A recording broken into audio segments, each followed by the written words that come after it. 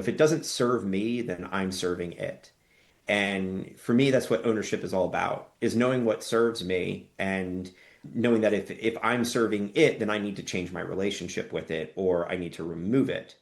Hello, and welcome to today's episode of Pivot to Profit, where we help entrepreneurs and founders better understand their numbers and by learning from amazing entrepreneurs' successes, painful tuitions, and the lessons along the way. Today's guest is Dave Zaron. How are you? I'm doing wonderful. How about yourself? So good. Let me officially introduce you.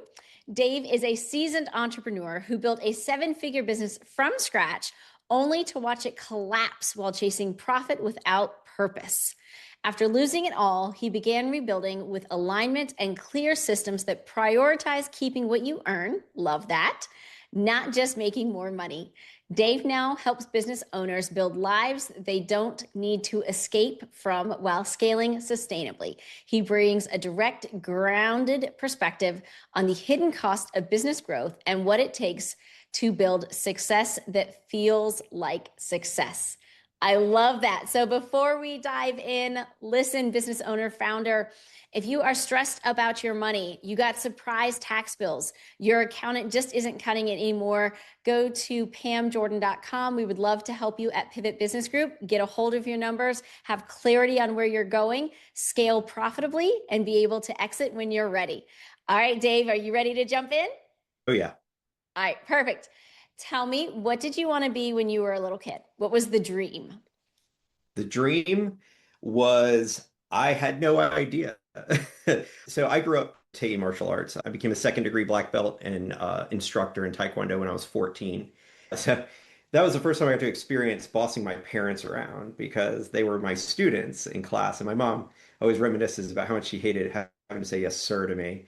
But I'd say, like, during that experience, I realized that I liked being more in control of what I did with my time or like how I learned things or how I interacted with others. Because you're in a more of a leadership position when you're an instructor. And I realized that I like that a lot more than being told how to do things. I was a terrible student in school. I just barely made it, but it was because I wasn't really engaged. Martial arts was the only thing I really excelled in. And it was because I took ownership of it because it was something that I was passionate about. So that's a lesson I learned at a young age that I actually moved away from as I got older when everyone was telling me to get my head out of the clouds and, I got to figure out how to be successful and how to make money in the world and everything. And you kind of start to lose yourself a little bit once you're staring down the face of success and trying to figure out the best path to get there or really the quickest path to get there. So I'd say that, as a kid, I knew I wanted to kind of go by the beat of my own drum. I just didn't really know how. So tell me, you said school wasn't the path for Hmm, you. So there's no like certificates upon certificates and letters beyond letters. sure. So how did you start your entrepreneurial journey? So I had an interest in computers when I was young. So I was working with a lot of hardware when I was a kid. And then as I got a little older, I was doing, video editing, and I just found I had this real aptitude for understanding software very easily. I sold insurance for a little while, but I was also did mortgages back in 2007 and 8. And I was like learning the software so easily. So I was like teaching people who'd been there for like 2 years, and I'd Yeah. only been there like 2 months, how to use it because it just felt intuitive to me. So soon after that, I started my first business as a process server. It was very interesting work, and it's a little heart-wrenching over time. Especially, it was 2008 when everything kind of collapsed, and there was a lot Crashed. of Yeah. foreclosures and stuff, and it wasn't rewarding. But at least I was kind of working for myself finally. So then on the side, I was doing the video editing, and then I started developing, like doing web, or not really web development, but it was just programming with ActionScript 3, which was a Flash programming language. Well, thanks to Apple, which we all love very much, Flash died. So learning that language didn't really serve me, but learning it taught me how to actually develop. So I switched over then to doing more web-based programming, like back-end servers and things like that. But then that's that's kind of how I started my business. Zaronology was it actually started off as a different business called Chunky Chihuahua Web and Mobile Development. That was a long name. Yeah. Well, it was kind of, I thought it was wittier at the time, but my now wife, then girlfriend, she had this fat chihuahua who named Caesar that died. So I kind of named it that because, and it's kind of memorable and stuff like Yeah. that for people, but I had to take it seriously after a little while after we started to kind of grow and people actually worked with us with that name. So I was like, Zaronology is a little bit more official. yeah, it was. And so we incorporated, and that was in 2015 when we did that. And yeah, so that's kind of how it all started. And I discovered my passion for like systems architecture while doing it. And it continued to evolve and get deeper. And it turned into building, or now what we do with is, which is like advisory and implementation for organizations that are at growth stage. And usually what's happened is they found that the tools that they got them there aren't taking them to the next level. And they're introducing new bottlenecks and a lot of stress and suffering. So we come in and we help them, not just, we do an audit that helps them understand what could be optimized, not just technically, but operationally, so that can fit into the ecosystem of their whole business. And then we either rebuild it for them or we assist their team in the rebuild. Okay. So take me back to the business that you built that fell apart. And you say that if the consequences of that falling apart was chasing profit without purpose. Help me understand what that looked Sure. like for you. It actually was the same business, Zaronology. And we still exist today as Zaronology. I have other business ventures I'm in as well. But what happened with Zaronology was as I was growing, I never had a website of my own, which was very interesting. I never marketed anything. So my business grew word of mouth very quickly because I was at my core, I'm the kind of person who loves to solve problems and I love to help people understand what's going on. So, because that was my passion, I spent a lot of time helping organizations fix a lot of problems that they had. And then they would just recommend me to their friend who had Yeah. another business who was struggling. You brought value, so they would introduce you to other people. Love it. So, how did it fall apart? So over time, you start getting relationships with different organizations and different agencies and things like that. And then you start becoming very busy. So I had to grow because I couldn't handle all the work myself. And that's kind of the entrepreneurial journey, right? Is to one day not have to be the only person doing the work. So in that transition, you go through a lot of personal suffering, like letting things go and trying to have trust in other people that they're going to do it as well as you do it. And honestly, in the beginning, it's almost impossible for that to actually happen that way because you're not spending your time writing SOPs and putting together systems when you first start because you're just kind of figuring it out and growing. And then when you start bringing people in, you put a system in place to help train people to get them where they need to be. But when you're a novice at business, you probably don't think that way. At least I didn't. Yeah. So I just, I kind of was like just rolling up my sleeves. And even though I had people, like half the time I wasn't letting them do the things that they needed to do. So there was that side of it. And then I formed relationships with various agencies that were bringing business in left and right. But what I discovered over time was that I wasn't taking ownership myself over how the accounts that we were pulling in were always fully vetted and how the projects were being, I guess, sold. So what started happening is there was expectations put at the sales table because they're just making things up to get the sale. Right. They're just trying to close them. Exactly. And then we get them and we're like, oh, okay. So we're getting stretched too thin. For So we sure. were scaling very quickly. And we were doing very well and we were making money. But, there's a difference between top line revenue and profit. Amen. So if you're making, 1.5 million and you're spending 1.7, You're you're still you're doing broke. something wrong. Yeah, exactly. So we got to the point where like our payroll didn't outweigh our revenue, but I got a little cocky and I decided to work with one of our agency partners on building a software. It's really a mid-funnel streaming platform for people who want simple tools. We have a lot of like creators like docu-series, people who do long videos that are tired of paying the high prices of a lot of other streaming services.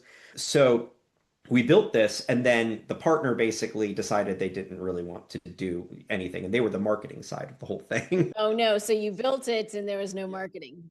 Yeah, so basically we built it. There was no marketing. I invested a lot of money and time and effort into this. And at the same time, that same partner who was also big, what our largest agency for bringing in work, just kind of started kind of going through their own thing and falling apart. And it Mm, started crumpling relationships and becoming very toxic yeah. within, like within my organization and everything else.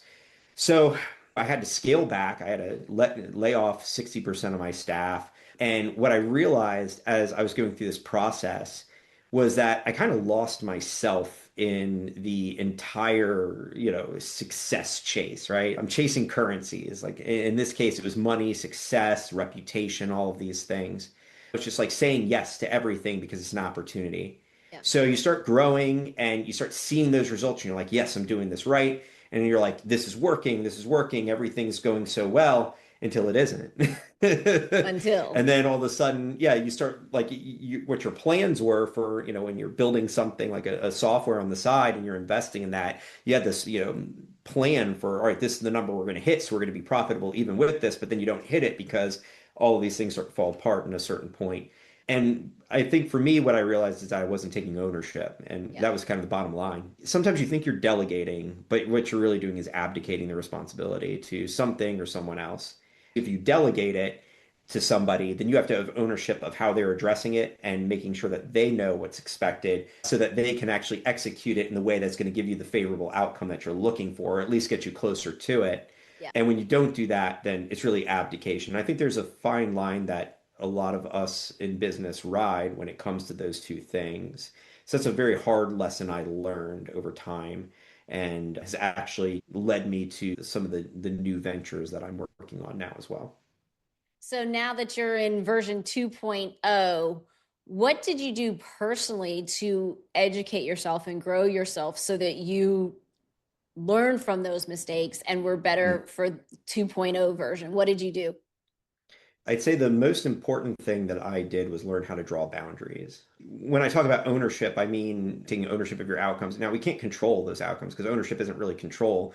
It's just about really being able to find your peace regardless of the outcome, knowing that you put everything that you could into it so that you got the most favorable outcome possible. But it's not always going to be favorable. Many times it's going to be unfavorable, and then realizing that unfavorable isn't a mistake. It didn't mean that you made a mistake. I mean, mistakes don't happen in the moment.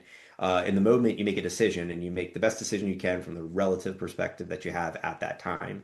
And then, time goes by and your relative perspective changes, and then an outcome happens, and you're like, oh, well, that was a mistake. Well, it may seem that way, but you have to give yourself grace for those things because you did make the best decision you could and you learn from it and you move on and you build on top of it. So it's a stacking. You say, okay, this happened. So now what's next? What can I learn? What can I take away?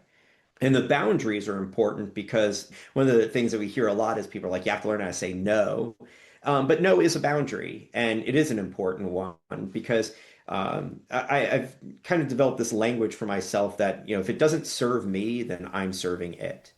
And for me, that's what ownership is all about, is knowing what serves me and knowing that if I'm serving it, then I need to change my relationship with it or I need to remove it. So, my entrepreneurial journey had a lot to do with finding success, but what does success look like? Well, success looks like for me, it's like being at peace, being in joy, being happy all the time in what I'm doing. There's no currency in the world that creates that for you. Money doesn't create happiness. It's a fuel for the fire in which it keeps things moving, but your relationships are just as important or probably even more. Am I willing to sacrifice my finite time with my children? My youngest is a toddler, and she's about to turn 4, and I have two 19-year-old daughters as well. And what I learned from them was that I was sacrificing a lot of time with them to do this, and I was convincing myself I was doing it for them. For sure.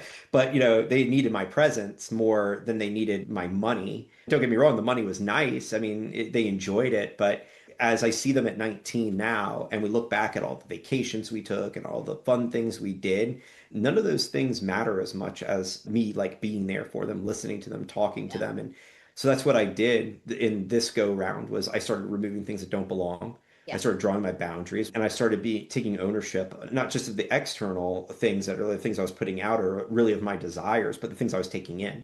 Yeah. Because the currencies are a two-way exchange. You consume them and you spend them. You have to make sure that you're consuming the ones that are bringing you peace. And so that's kind of what I've changed. And I recently wrote a book. It's actually coming out the 1st or 2nd of August. It's a bit of a story of my journey, but it's not so much like literal. It's the things I learned along the way. I'm a systems architect or engineer. I say architect because we help build it and blueprint it, but really it's engineering. But also, I'm also a deeply spiritual individual, and that's something I've taken with me most of my life. And so I've just kind of aligned the two things very well to kind of find the pathway to my peace. And that's kind of what the book is about. And it's actually kind of a segue into this new leadership program that we're launching in fourth quarter called Integrated Ownership, which is really for founders and leaders who are, trying to find the balance back in their life. Well, let's talk nuts and bolts. Software integration in businesses. All businesses have a big tech stack.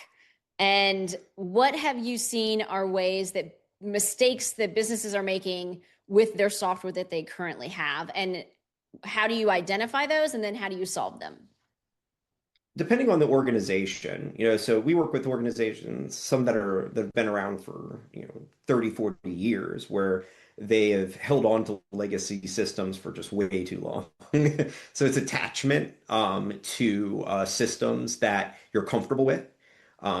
That's usually, and I see that even in younger businesses that scale quickly.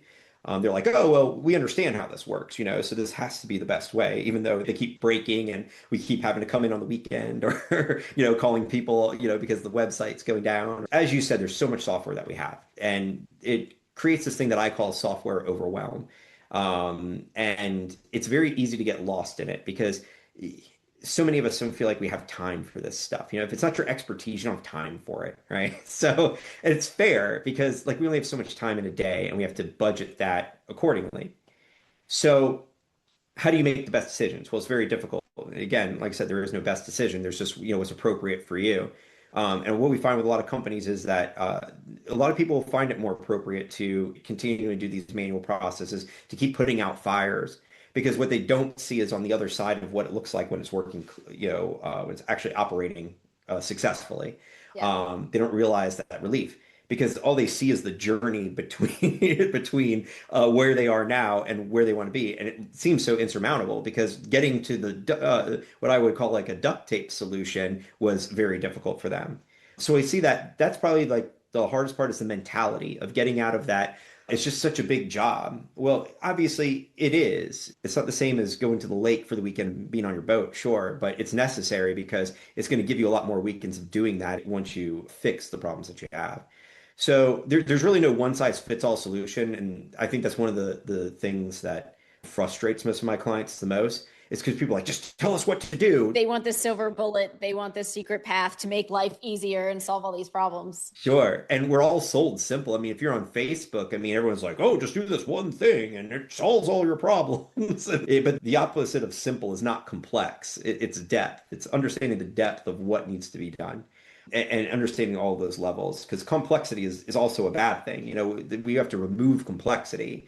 It's about finding the systems that serve you and the ways that they serve you. Because a lot of people are using systems that serve them and do the things that they want to do. They just don't understand how they do them. And if they don't take the time and to understand that, then they're going to use it incorrectly. So typically, it's not always that we come in and rebuild. A lot of times we just have to retrain you how to use the system appropriately for the way that you're doing business.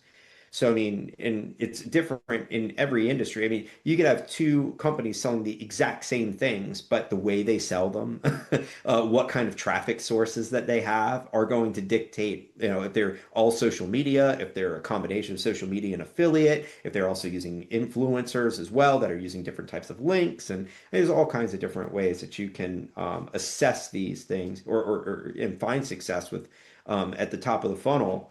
But ultimately, It has to do with what your unique business goals are, what your unique business methods are, and what you found works. And that's why we mostly work with scaling companies because you usually found what works. We don't want to fix something that doesn't work because you don't want to invest money in fixing something that you're still testing out. Like Yeah. once you know it works and you need to scale it, but you can't, that's when we come in and shine the best. Awesome. I love that. Amazing. Thank you so much, Dave, for sharing your profit story with us and the wins and losses that you've had along the way. Let's go wrap up with some rapid response questions. So just answer, don't explain, don't just whatever first comes to mind. Are you ready? Okay. Profit or growth? Growth. What's one business expense you'll never cut no matter what? Oh, masterminds, community masterminds. What's the best money advice you've ever received? I would say, honestly, it's not all about money. Yeah. If you had to start over again today, what's the first thing that you would do differently with your finances? I would be more cautious about when I brought in a new expense. It would be more based on numbers instead of feelings. I love that. And what does financial freedom mean to you, Dave? Financial freedom to me means that I have peace and profit. Because if I'm suffering and I'm at profit, then it's just not worth it. Awesome. Well, Dave, thank you so much for sharing your profit story with us. Where can people connect with you? LinkedIn, our website, Zaronology.com. You can find us there. You can book calls to chat if you have something you want to talk about when it comes to your systems. We're on Facebook, we're on X, and we have a little presence everywhere. But probably the best place would be LinkedIn or the website. All right, amazing. Well, thank you so much. That's all for today's episode of Pivot to Profit. If you're ready to understand your numbers, increase your profit, and reduce your taxes, just connect with us at pamjordan.com. And remember, it's not what you make that matters, it's what you keep.